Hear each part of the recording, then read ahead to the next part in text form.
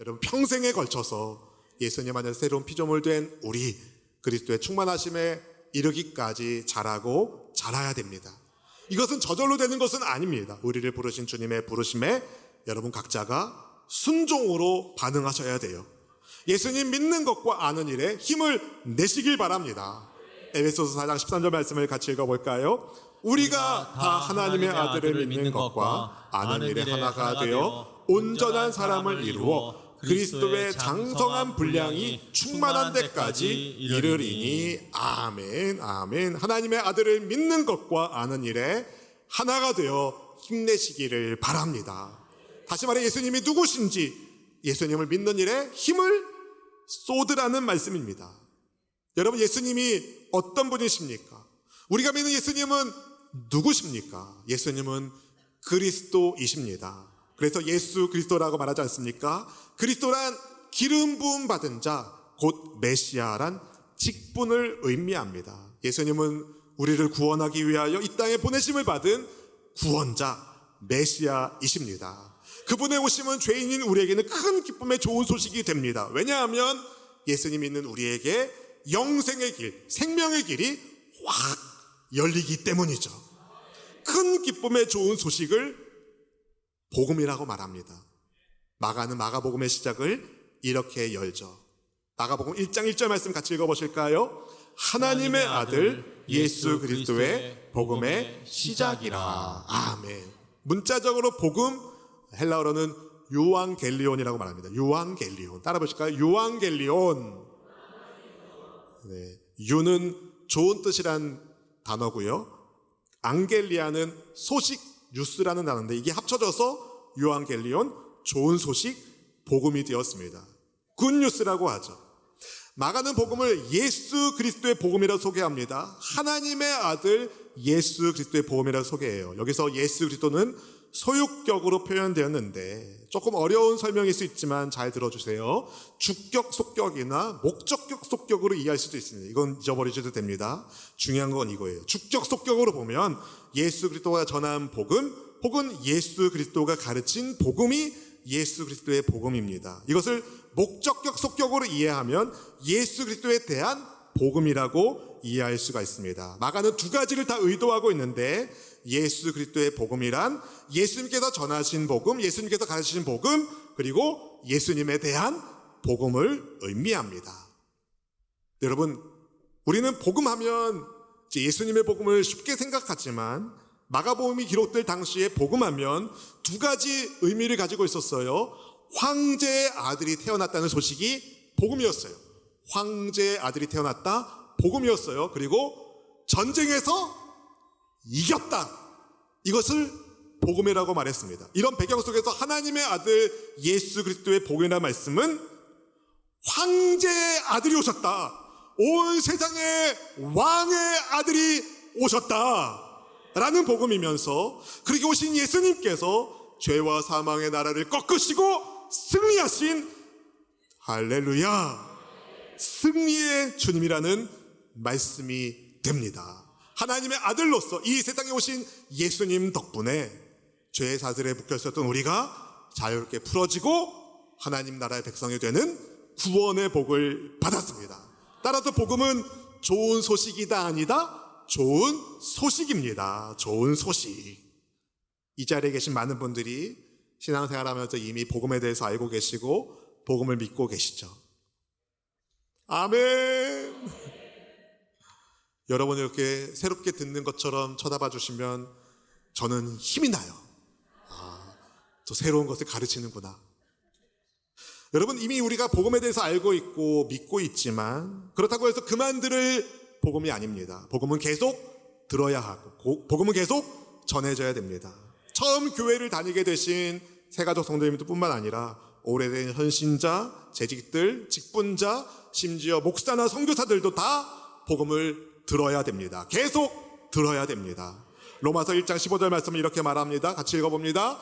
그러므로 나는 할 수 있는 대로 로마에 있는 너희에게도 복음 전하기를 원하노라. 아멘. 바울은 예수님 믿는 로마의 성도들에게 편지를 보내면서 그들에게 계속 복음을 전하기 원한다라고 말합니다. 복음은 계속 들어야 하기 때문이죠. 왜 그런가? 여러분, 예수님 믿는 우리는 국적이 달라요. 예수님 믿는 우리는 세상에 비록 발을 딛고 살고 있지만 우리 나라는 하나님 나라예요.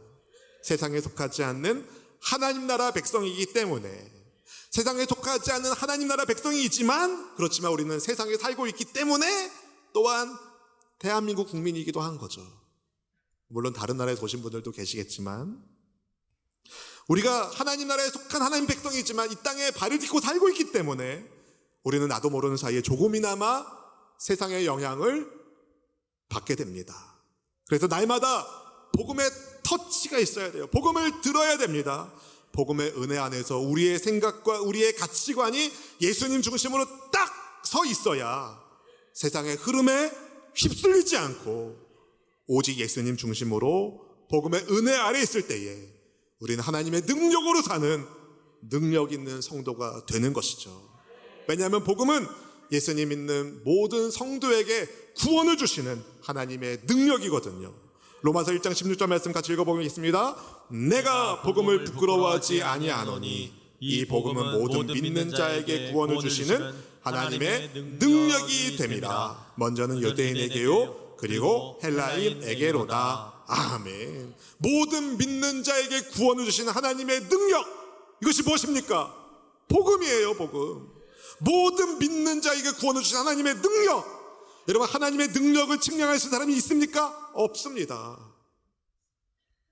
하나님의 전능하심은 온 우주를 창조하신 그분의 섭리 속에서도 다 표현되지 않아요.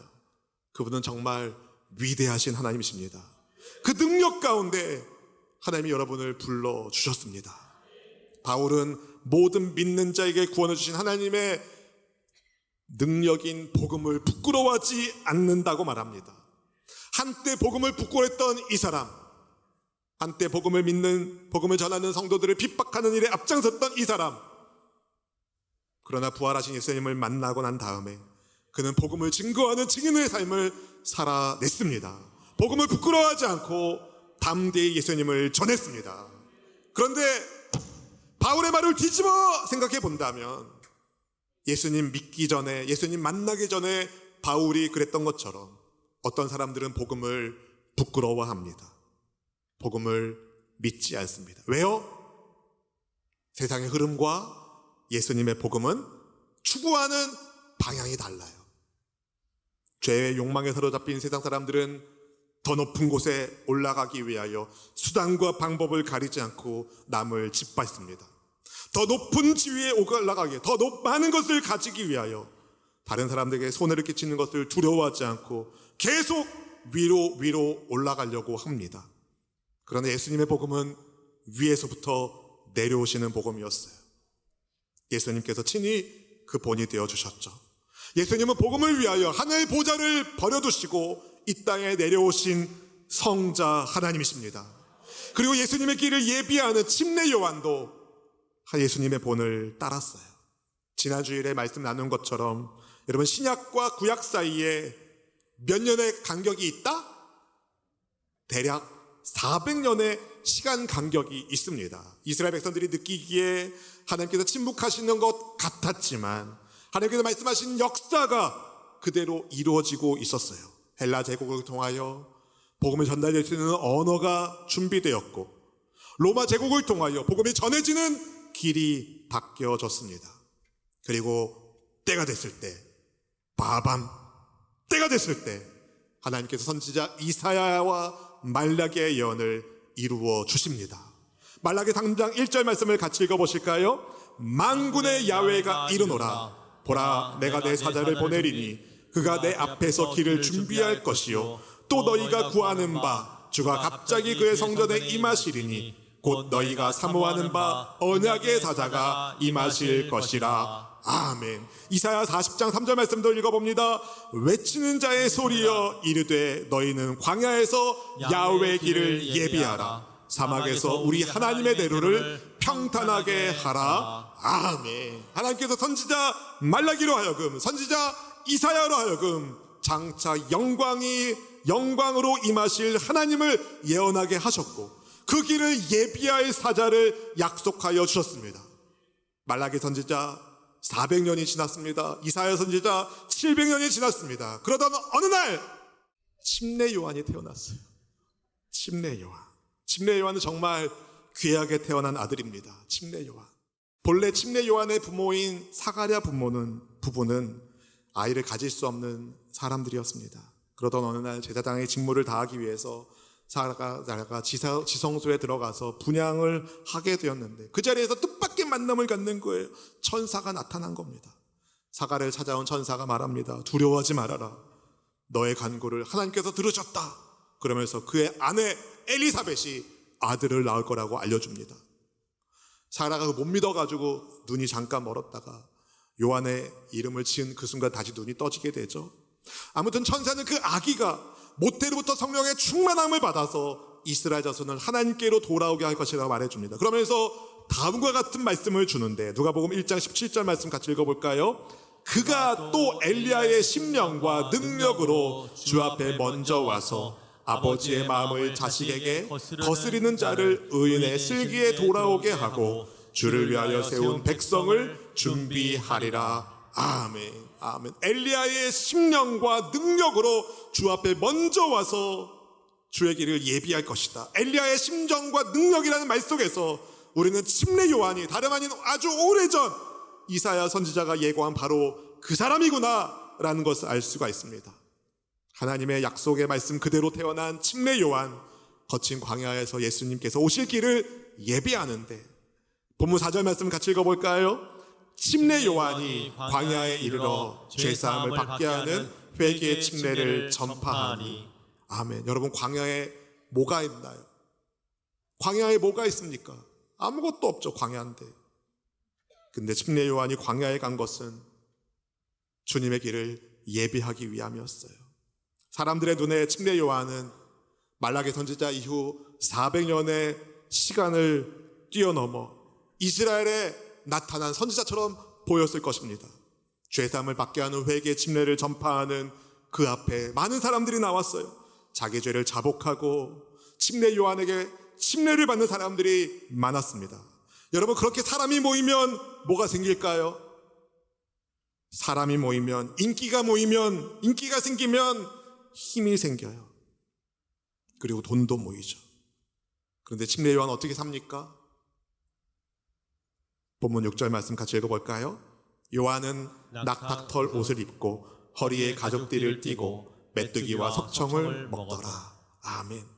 소금물에 익혀서 숯불에 구운 메뚜기와 야생 벌꿀은 가나안 유목민의 양식이었습니다. 그리고 요한이 입은 그 옷은 마치 디셋 사람 엘리야가 입었던 복장과 같았어요. 요한은 자신의 평판과 영향력에 관심이 없었습니다. 그의 관심은 하나님께서 그에게 주신 사명이었어요. 그래서 엘리야처럼 옷을 입고 하나님께서 보내신 메시아의 길을 예비하는 미션을 위하여 살아냈습니다. 그의 정체를 궁금해하는 사람들에게 자기 스스로를 이렇게 소개하는데 요한복음 1장 23절 말씀 같이 읽어볼까요? 이르되 나는 선지자 이사야의 말과 같이 주의 길을 곧게 하라고 광야에서 외치는 자의 소리로라 하니라. 아멘. 스스로를 주의 길을 곧게 하라고 광야에서 외치는 자의 소리다 라고 말합니다. 소리!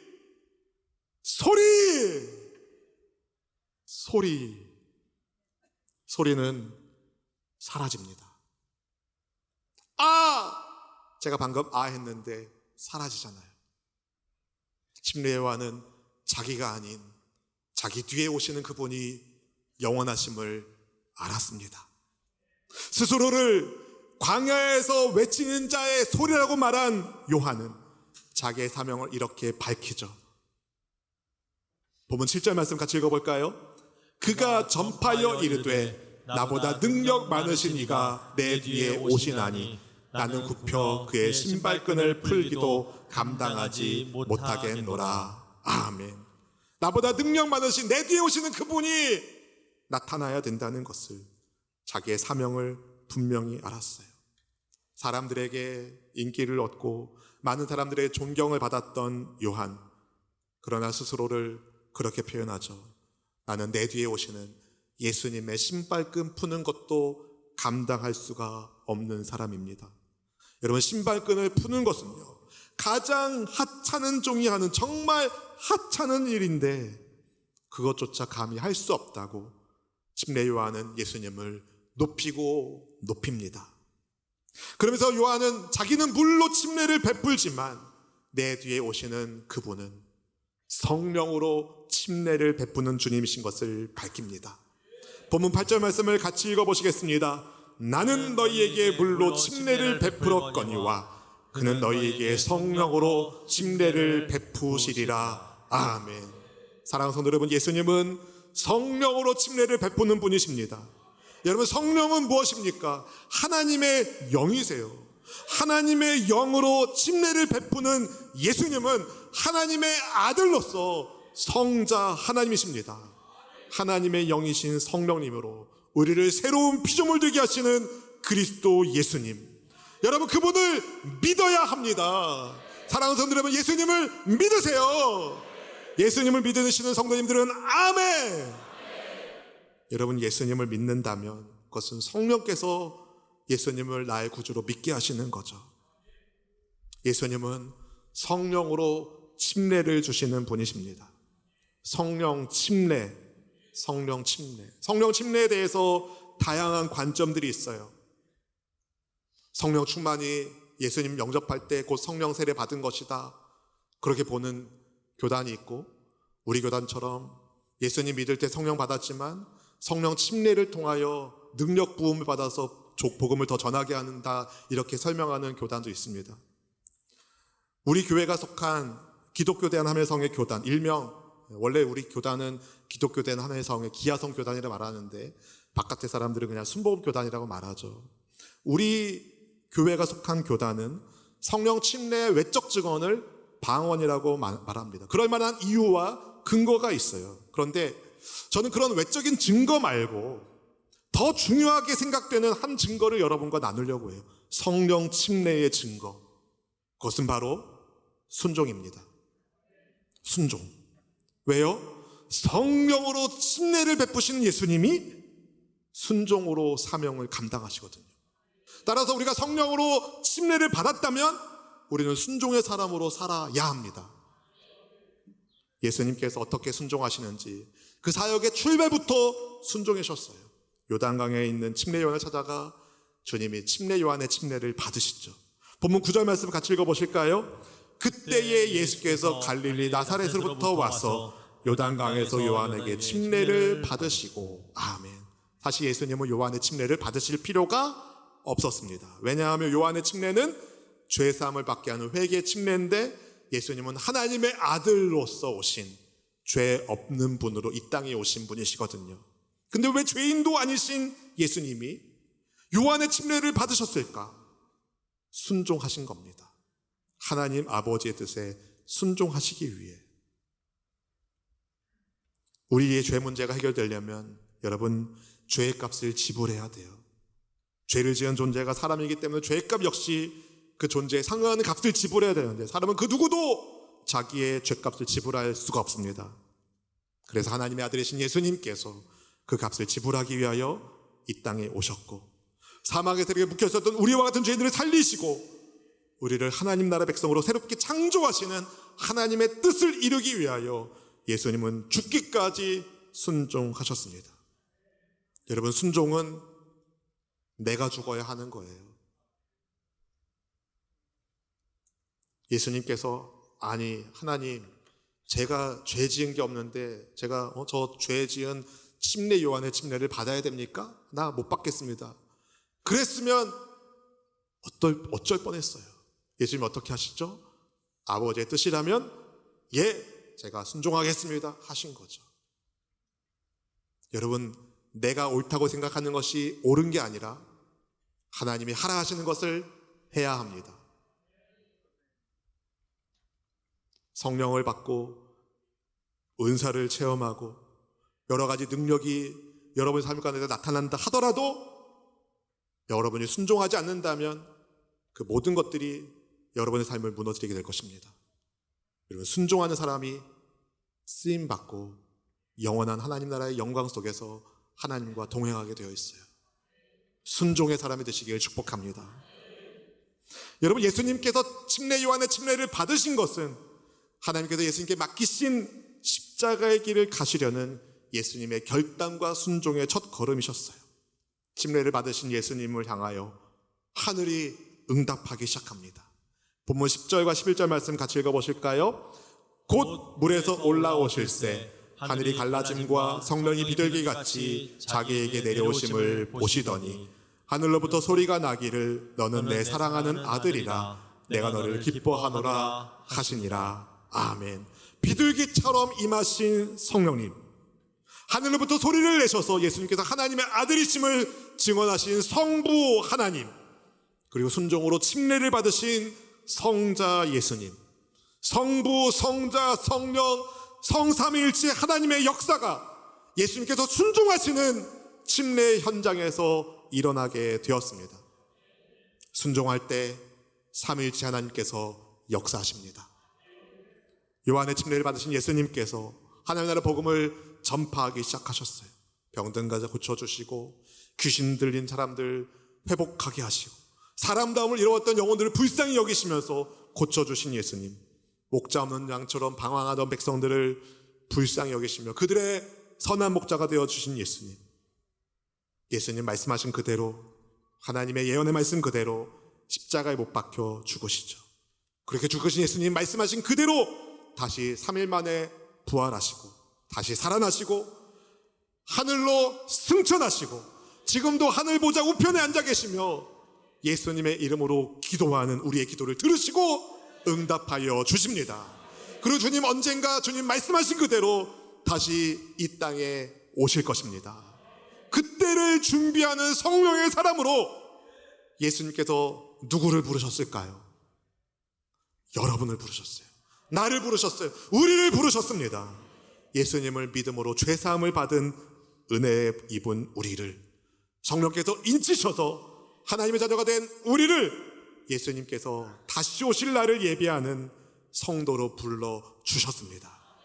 사랑하는 성도 여러분, 침례 요한은 광야에서 죄사함을 받게 하는 회개 침례를 전파하며 주의 길을 예비했는데 광야 같은 이 세상에 살고 있는 우리는 어떻게 주님 오실 길을 예비하고 계신가요? 예수님께서 죽기까지 순종으로 우리의 영혼을 하나님 나라 백성 되게 하시는 놀라운 길을 열어주셨는데 그 은혜를 입은 우리는 예수님께 어떤 식으로 어떤 마음으로 순종하고 계신가요?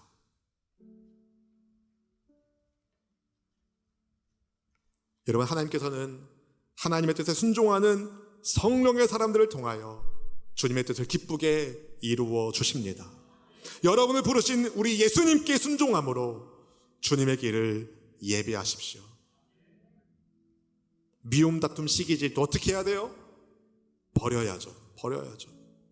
버리는 것이 순종입니다. 세상 욕심 버려야죠. 나 중심의 이기적인 마음 버려야죠. 예수님 중심으로, 아멘. 예수님 중심으로 사십시오.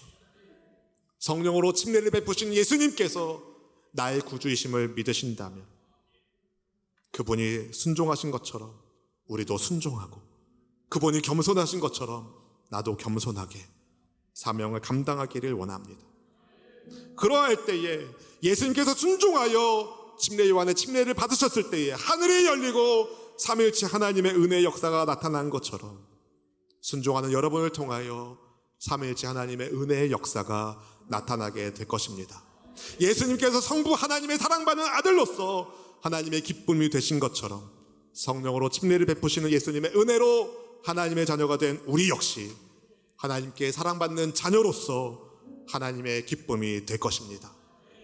하나님의 기쁨이 되기를 원하십니까? 순종하십시오. 나를 부르신 주님의 부르심에 후회하심이 없으니 주님, 제가 순종으로 하나님 따르기를 원합니다. 그렇게 결단하며 나아가는 저와 여러분 되시기를 주님의 이름으로 축원드립니다.